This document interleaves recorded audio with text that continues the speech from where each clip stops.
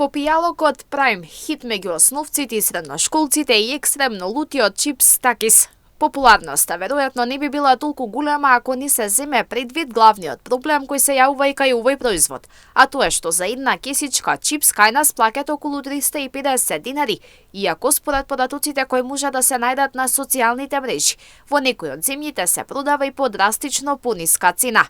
Овој производ со спирален облик доаѓа со различни вкусови. Најпопуларните се Fuego, кој е екстремно зачинет, Nitro уште полут чипс, Salsa Brava, зомби со вкус на чили и сирење, како и Wild, кој исто така има лут вкус.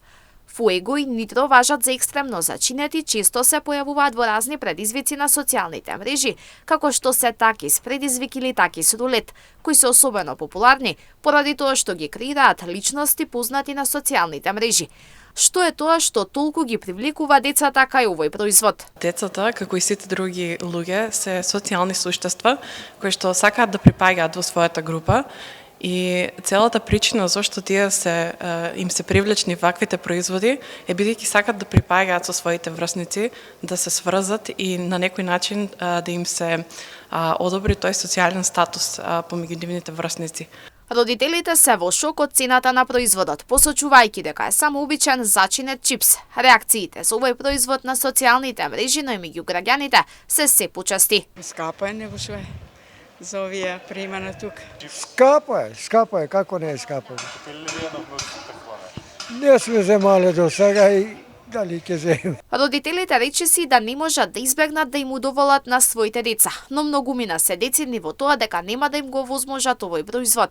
Психологот Павлова вели дека децата мора да се научат дека вистинските вредности не се во материјалните работи, а да се насочат кон поздрави навики. Родителите можат да го избегнат овој момент со тоа што ќе ги научат своите деца на вистинските вредности, ќе им докажат дека поседувањето на материјалните ствари не е најважното нешто на кое што тие треба да се фокусираат во своите училишни денови, туку напротив да ги усмерат кон поздравите, нешто кое што тие можат да ги прават како спортувањето, здравата исхрана и на тој начин исто така да им се подобри функцијата на мозокот, која што овие на некој начин токсични храни и напитоци ги содржат во себе и на тој начин го успоруваат работењето на нивниот мозок и нивниот раст. Ваквите производи содржат голема количина шеќери и соли, што кај децата предизвикува хиперактивност и неможност за концентрација.